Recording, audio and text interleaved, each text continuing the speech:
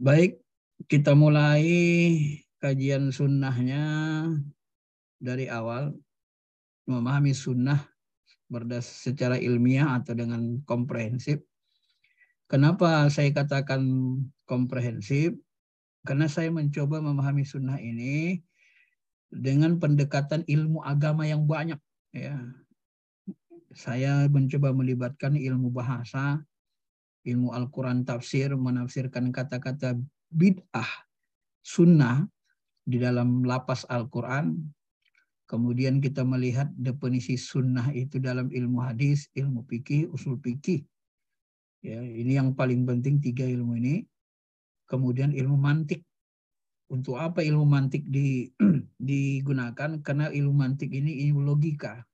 Logika itu secara umum dia memiliki kebenaran seperti eksak tadi, logika benar ya. Kalau kita tidak belajar ilmu mantik, kadang-kadang pemahaman kita, logika kita jikjak, nggak bisa diterima orang, susah dicerna. Ya, karena ilmu mantik inilah nanti yang membuat ilmu definisi. Tanpa definisi orang akan lari dari definisi, ya. Bisa lari ke sana kemari. Definisi itulah nanti yang membatasi segala sesuatu itu. Maka definisi itu di dalam semua ilmu disebut jami' mani. Ya. Kalau kita definisikan sesuatu itu A, maka di luar A itu tidak termasuk bagian darinya. Filsafat Islam ini juga bagian alat yang membantu. Ya. Kemudian ilmu tasawuf ini juga membantu bagaimana ulama tasawuf memahami sunnah, ilmu sejarah Islam. Ini dipentingkan ilmu sejarah untuk melihat konteks hadis. Karena Nabi SAW bersabda itu pasti biasanya ada konteks sosiokultural. Ketika saya ngomong, saya bisa bahasa Inggris, I can speak English, maka orang akan memahami bisa di situ adalah mampu dapat. Tapi ketika nanti saya mengatakan saya melihat bisa ular, maka bisa di situ bukan dapat, tetapi bisa itu adalah ya bisa ular itu yang beracun. Jadi antara bisa arti dapat dengan bisa ular itu konteks pembicaraannya berbeda. Walaupun kata itu sama-sama dikatakan. Ya, tetapi karena konteksnya berbeda, maka maknanya berbeda. Satu bisa beracun, satu bisa dalam arti dapat. Nah, itu pentingnya ilmu sejarah, di dalamnya ada asbabul wurud. Sebab-sebab hadis itu diucapkan Nabi. Nabi ngomong itu dalam konteks apa gitu kan. Nah, kalau kita tidak memahami ini, maka kita tidak bisa nanti menemukan makna bid'ah yang sebenarnya di awal. Kenapa Nabi ngomong gitu? Dalam konteks apa Nabi ngomong kayak gitu gitu kan. Ini nanti yang membuat sebahagian ulama terjebak karena dia tidak melacak asbabul wurud hadis itu, sehingga nanti bid'ah ditarik ke sana kemari ke yang bukan tempat sebenarnya gitu ya. Nah, kadang-kadang pengembangannya tidak pas sehingga menghasilkan sesuatu yang tidak pas. Bapak Ibu yang dirahmati Allah Subhanahu wa taala, ada satu hadis riwayat Tirmidzi dikatakan para rahib dan pendeta itu menetapkan haram terhadap sesuatu yang halal dan menghalalkan sesuatu yang haram. Kemudian mereka mengikutinya. Inilah yang disebut dengan menyembah para pendeta. Maka dianggap orang-orang Nasrani masa Nabi itu mereka dianggap bukan menyembah Allah. Kenapa? Karena yang mereka ikuti pendeta. Kalau haram kata pendeta haram, halal halal. Artinya bagaimana? Artinya bapak-bapak ibu-ibu yang dirahmati Allah, kalau kita salah dalam memahami segala sesuatu, bisa jadi nanti kita mengharamkan yang halal, menghalalkan yang haram. Ini sama besar dosanya dalam fikih. Ada sesuatu nanti yang tidak sesat, kita anggap sesat haram. Berarti kan kita mengharamkan yang halal. Halalnya itu, tapi kita anggap haram sesat. Kenapa? Karena kita tidak memahami kaidah haram. Akhirnya nanti kita mengikuti pendapat-pendapat ulama yang tersesat dan akibatnya kita masuk ke jalur yang tersesat. Ya, ini salah satu hadis yang saya jadikan moto untuk membahas sunnah bidah ini. Ya. Kemudian lagi hadis kursi dikatakan Allah menciptakan hamba dengan sikap lurus. Kemudian setan datang, setan kemudian membelokkan mereka dari agama, mereka mengharamkan yang halal. Ini sama seperti di atas. Ya, dan mereka nanti mempengaruhi supaya mensekutukan Allah dengan sesuatu yang tidak diturunkan kepada dia. Ini hadis Sahih Muslim. Nah, ini juga kita khawatirkan. Jadi dua hadis ini sebagai moto bagi saya untuk menjelaskan sunnah bidah ini. Memang sunnah bidah ini sudah saya buat bukunya, dan saya ingat 2016 dulu pernah juga ini dijelaskan sepintas di Al-Kausar. Waktu itu pengurusnya Pak Sudarto kalau nggak salah ya, takmirnya. Bapak Ibu yang dirahmati Allah Subhanahu wa taala. Ya. Sunnah kita awali dari definisi sunnah, jenis dan macamnya. Ya. Kemudian kita lihat dari sisi hukumnya nanti. Kemudian apakah sunnah itu dia beku, begitu saja nggak boleh dikembangkan, nggak boleh ijtihad. Kalau berkembang apa dalilnya bisa dikembangkan. Dan bagaimana mengembangkannya kalau boleh. Kemudian ada subat-subat dalam memahami adanya bid'ah. Ya, kita lanjut langsung aja definisi sunnah. Sunnah ini secara bahasa artinya jalan yang dilalui. Ada menyebut thoriqul mustaqimah, ya, jalan yang dilalui, jalan lurus. Atau secara bahasa, ya, tata cara perilaku Nabi yang sering dilakukan Nabi, kebiasaan Nabi. Nah, kalau secara bahasa sunnah itu ada sunnah yang baik, ada yang buruk. Nah, jadi dari akar bahasa ini udah muncul bahwa sunnah kebiasaan yang diartikan kebiasaan itu ada baik, ada buruk. Maka nanti muncullah kebalikan sunnah bidah itu ada yang baik, ada yang buruk gitu kan. Contohnya Nabi mengatakan man sanna fil Islam sunnatan hasanah. Siapa yang membuat sunnah kebiasaan. Sanna ini artinya kebiasaan, ya, sesuatu yang baru yang dibiasakan. Barang siapa membuat sesuatu yang baru yang dibiasakan dalam Islam, tetapi kebiasaan itu kebiasaan baik, sunnatan hasanah, ini sunnah disebut sunnatun hasanah, sunnah yang baik, maka baginya pahala dan pahala orang mengikutinya. Lanjutan di sini ada man sanna fil Islam sunnatan sayyi'ah. Nah, gitu kan. Barang siapa membiasakan sesuatu sunnah, kebiasaan yang buruk, maka dia mendapat dosa orang-orang yang mengikutinya, ya. Bapak Ibu yang dirahmati Allah, sunnah ini secara bahasa artinya perkataan, perbuatan, ketetapan, takrir Nabi maupun sifat. Ini kalau dipahami berdasarkan definisi ilmu hadis. Jadi kalau definisi ilmu hadis itu semua yang datang dari Nabi disandarkan ke Nabi, baik kata-kata Nabi, perbuatan Nabi, kemudian takrir. Takrir ini begini, Pak. Sahabat pernah dilihat Nabi makan binatang sejenis biawak, tapi tidak sama dengan biawak di Indonesia. Kata Ustadz almarhum Zulkarnain dulu, ya, beliau mengatakan biawak di Mekah Madinah itu nggak makan ayam, nggak karnivora. Kalau di Indonesia kan karnivora, makan binatang. Jadi di Mekah atau di Madinah itu ada binatang sejenis biawak, lalu sahabat memakannya. Nah, ketika sahabat makannya, Nabi diam, Nabi nggak mau makan gitu. Ya. Nah, ketika Nabi diam nggak mau makan, itu disebut dengan takrir. Takrir itu apa? Sesuatu yang diakui Nabi dibolehkan. Nabi nggak berkomentar. Kalau dilarang Nabi berarti haram. Tapi karena nggak dilarang, nah itu namanya takrir. Jadi sunnah itu sebenarnya bukan hanya perbuatan Nabi. Kata-kata Nabi pun sunnah juga gitu. Ada kata-kata Nabi yang tidak pernah diamalkan Nabi, tidak pernah dicontohkannya. Ada.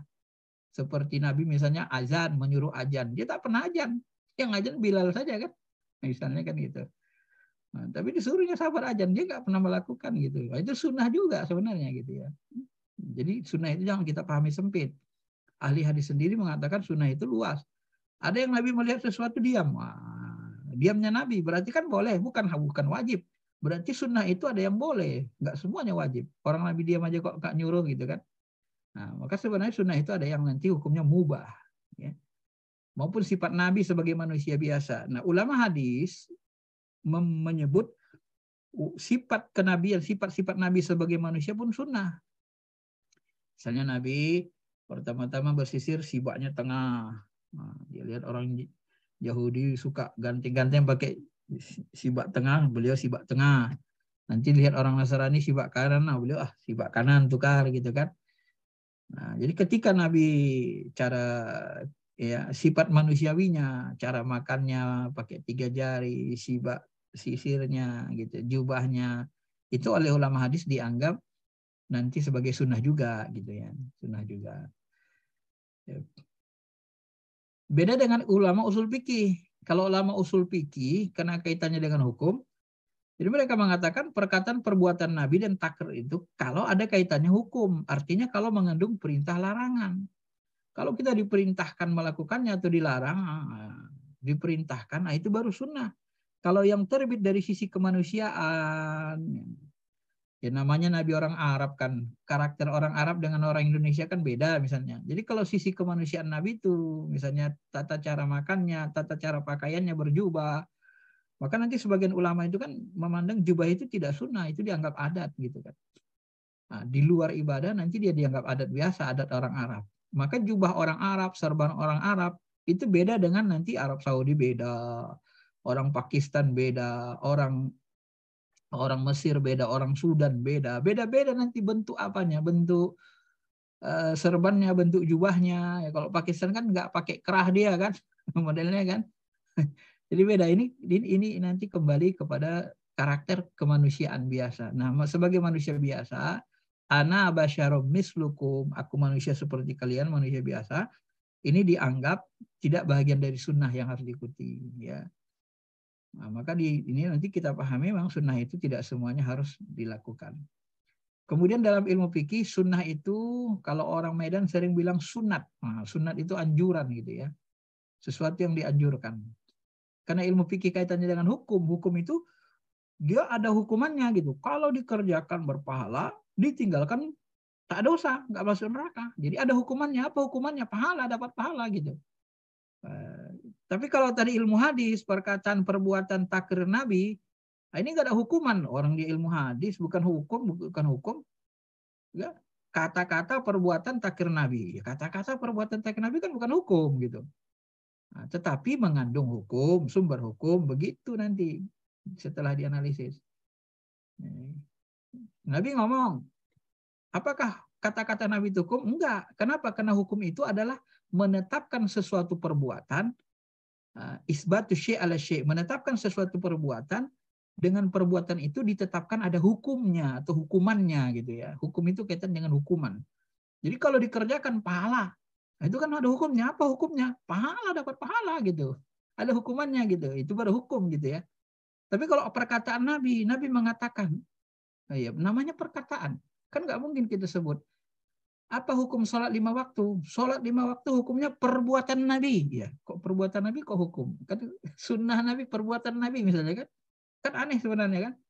Apa hukum sholat subuh jemaah? Sholat subuh jemaah hukumnya perbuatan Nabi. Benar nggak itu secara logika, mantik? Ya nggak benar kan?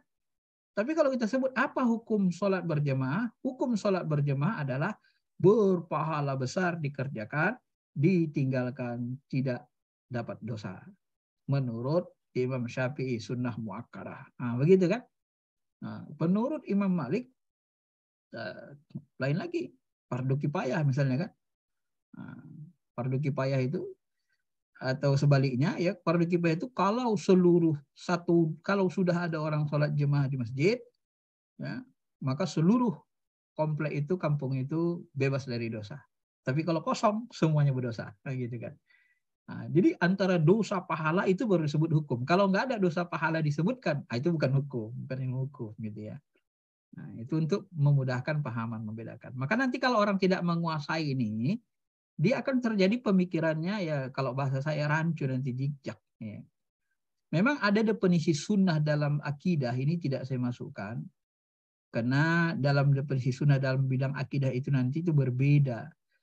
Ya, di samping memang dia buku-bukunya bab akidah itu sebenarnya lebih kepada tauhid, mengesahkan Allah, bukan membahas sunnah, maka nanti di situ nanti saya melihat sunnah itu terjadi pergeseran makna yang kurang logis. Kenapa? Karena Al-Quran itu dianggap sunnah juga. Padahal dalam fikih Al-Quran dan sunnah itu beda. Mana bisa disamakan? Al-Quran kan firman Allah. Kalau disamakan Al-Quran sama sunnah, nanti Quran itu dianggap orang kata-kata Nabi. Nah, itu firman Allah. Dulu kan sudah kita bahas firman Allah ya. Nggak bisa kita samakan Quran dengan hadis.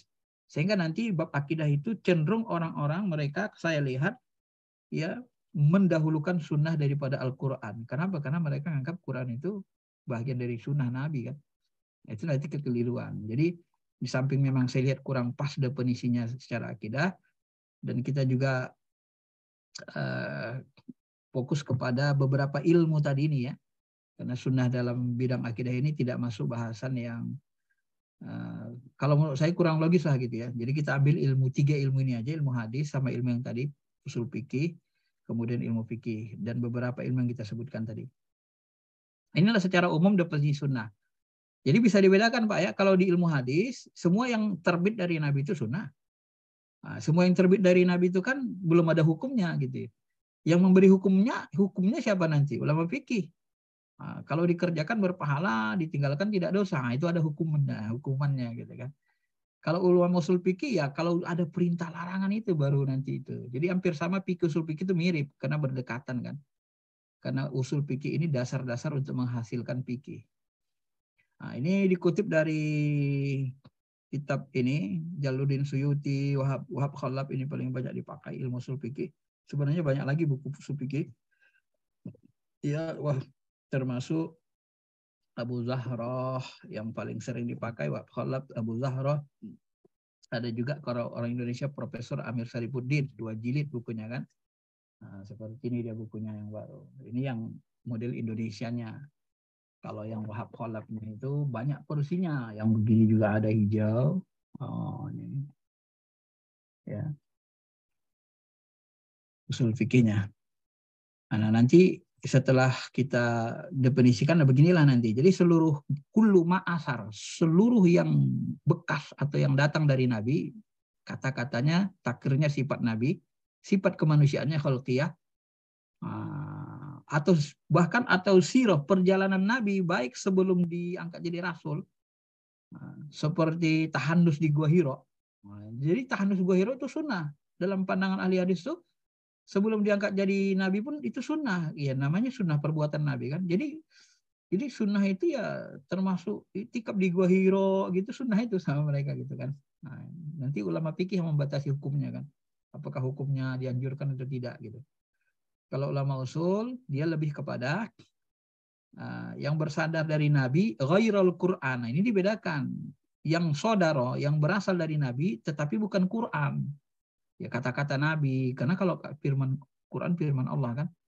Nah, kemudian mimma yasluh ayyakuna dalilan hukum syar'i. Ya. Tetapi ulama usul fikih dia harus menyebut sunnah itu yang bisa dijadikan hukum syara. Artinya ada perintah larangan di situ ya, bukan dari sisi kemanusiaan. Nah, kalau ahli fikih tadi kullu ma sabata adin nabi, yang datang dari nabi tetapi dia tidak termasuk fardu. Walam yakum min babil fardu wala wajib. Tidak fardu, tidak wajib. Artinya perintahnya nggak keras gitu ya. Kalau perintahnya keras disertai ancaman masuk neraka, dosa, nah itu nanti jadi wajib. Tapi kalau perintah Nabi tidak keras, nggak ada ancaman masuk neraka, nah itu namanya sunnah anjurannya. Nah, sebenarnya ini logis kan? Nah, kadang-kadang kita suruh anak kita, suruhan itu awas kamu ya, kalau nggak sekolah, hari ini kamu tidak Bapak kasih main keluar.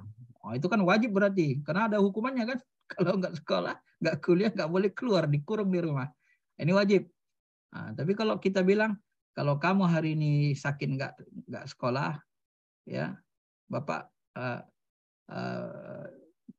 kalau kamu merasa kurang enak badan atau agak sakit nggak sekolah, ya nggak apa-apa. Ya, kita bilang nggak apa-apa, kita bilang kan. Tapi Bapak lebih senang kalau kamu sekolah. Ya, karena kalau kamu sekolah menunjukkan semangat yang hebat menuntut ilmu. Nah, itu kan anjuran. Nggak ada hukumannya kan. Tapi kalau sekolah dia apa, nggak usah sekolah dulu lah, agak lemes, kurang enak. Nah, tapi nggak ada hukumannya. Nah, berarti kan itu anjuran gitu ya. Bapak Ibu yang dirahmati Allah. Maka tadi kalau kita ambil sunnah itu jenisnya atau macamnya bisa perkataan ucapan Nabi. Nah, misalnya Nabi mengatakan la salata liman lam yaqra bi Fatihatil kitab. Tidak ada salat bagi orang yang tak baca Fatihah. Ini kan perkataan Nabi. Nah, kalau perbuatan Nabi misalnya tata cara salat, sallu kama raaitumuni usolli. Sahabat coba lihat salat kalian seperti saya salat nih. Nah, ditunjukkan Nabi gerakan salatnya. Ini namanya fi'liyah, perbuatan Nabi.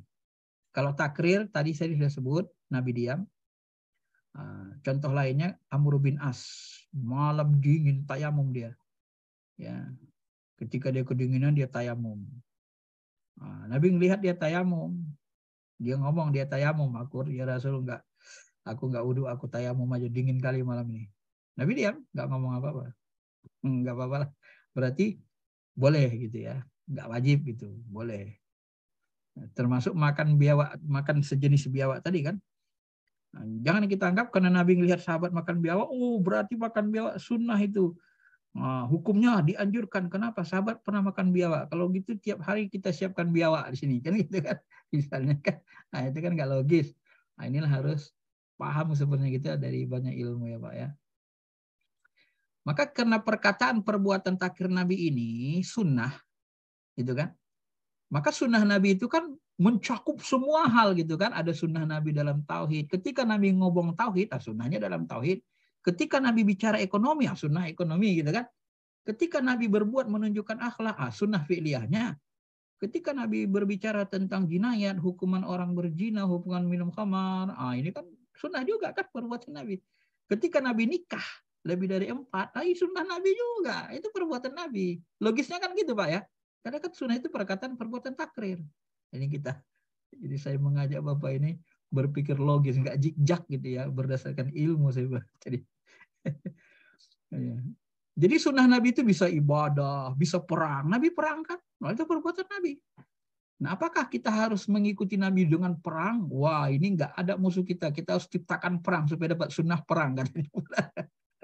Ini bahaya kan? Ya kan? Bahaya Pak kalau orang berpikirnya sederhana gitu kan. Sistem pemerintahan Nabi apa? Nggak jelas, khilafah, yang mendekati khilafah ya. Nah, kalau kita lihat sistem Nabi jadi, kalau bahasa Pak Mahfud MD itu kan, Nabi itu sebagai pembuat hukum, penetap hukum, ditunjuki Allah. Nabi juga sebagai DPR-nya, ya. Nabi juga sebagai, ada tias politika itu kan, ada eksekutif, yudikatif, itu diborong Nabi semua gitu. Sanggup nggak kita melakukan seperti itu hari ini? Memborong segala sesuatu seperti Nabi. Itu sunnah Nabi tuh. Itu kan sistem pemerintahan itu. Jadi ini semua sunnah Nabi. Kenapa? Karena berkaitan dengan perkataan perbuatan takhir Nabi. Jadi sunnah Nabi itu luas, ada dalam seluruh hal gitu ya. Maka nanti dari sinilah kita pahami Pak. Coba Bapak pahami secara logis, secara baik, secara ilmu mantik. Jadi kalau sunnah Nabi itu meliputi seluruh hal, maka sebenarnya kan secara ilmiahnya gitu ya. Secara ilmiahnya, lawan sunnah dalam ilmu hadis kan bid'ah. Maka bid'ah itu ada dalam semua hal. Benar kan? Mantiknya kan gitu kan. Kalau sunnah Nabi meliputi semua hal begitu luas, maka bid'ah itu ya dalam semua hal gitu. Nah, cuma nanti kan mohon maaf, tidak untuk melemahkan ulama, karena sebagian ulama ini kan nggak belajar mantik. Jadi logikanya kadang salah gitu kan. Orang Arab kan nggak semuanya mau belajar mantik. Sebagian malah mengharamkan mantik. Maka nanti sebagian ulama, kalau bidah itu nggak semua hal, bidah itu hanya ada dalam akidah saja katanya. Nggak semua hal. Bidah itu hanya ada dalam ibadah malu sama akidah saja kata Syatibi. Nah, kalau Ibnu Taimiyah, bidah itu hanya ada dalam akidah saja. Jadi terjadi penyempitan oleh Imam Syatibi dan Ibnu Taimiyah. Ini harus kita pahami Pak, akar masalahnya. Disempitkan. Jadi bidah itu nanti menyempit dalam bidang akidah dan ibadah madu. Padahal secara mantik ya, mantik tadi saya sebut ilmu mantik, maka saya gunakan. Kalau sunnah meliputi seluruh hal, maka secara mantik logikanya berarti bid'ah lawan sunnah kan bid'ah. Maka bid'ah itu meliputi seluruh hal kan begitu. Kalau dia di langit berarti di bumi tidak ada. Nah, begitu bahasanya kan. Ya. Misalnya saya sebut Pak Agus di Masjid Al-Kausar. Berarti Al-Kausar Tanjung Barat. Berarti kalau tidak di Masjid Al-Kausar berarti nggak ada Pak Agus. Ya kan, nggak mungkin Pak Agus di dua tempat gitu kan. Logikanya kan gitu. Nah, kalau saya sebut satu berarti bukan dua. Jadi kalau tidak satu berarti salah gitu. Nah, itu mantiknya kan begitu. Nah, maka dalam bahasa usul fikih nanti disebut mafhum mukhalafahnya, kebalikannya gitu ya. Itu cara logikanya ulama selalu begitu. Ulama fikih juga begitu kan. Nah, baik Bapak Ibu yang dirahmati Allah. Maka nanti saya pahami ya begitu. Bid'ah itu sebenarnya yang meliputi semua hal. Karena sunnah meliputi semua hal, maka bid'ah nanti sama meliputi semua hal. Ada dalam semua hal. Karena lawannya. Kalau kita mau perhadapkan antara sunnah bid'ah itu tadi ya. Tetapi perlu kita ketahui bid'ah ini bukan hukum, sunnah bukan hukum dalam ilmu hadis. Yang hukum itu dalam ilmu fikih. Ini nanti kita jelasin. Baik.